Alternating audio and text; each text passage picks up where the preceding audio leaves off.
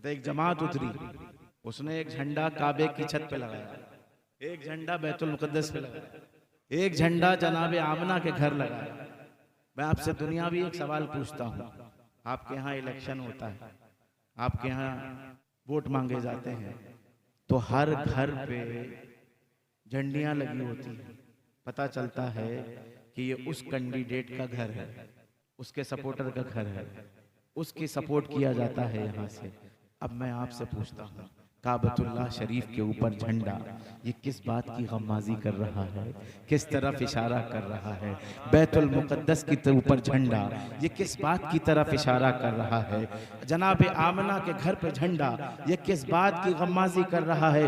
ये सारी चीजें बता रही हैं कि बखुदा खुदा का यही है दर, नहीं और कोई मफर मकर, जो वहां से हो यहीं आके हो, जो यहाँ नहीं तो वहां।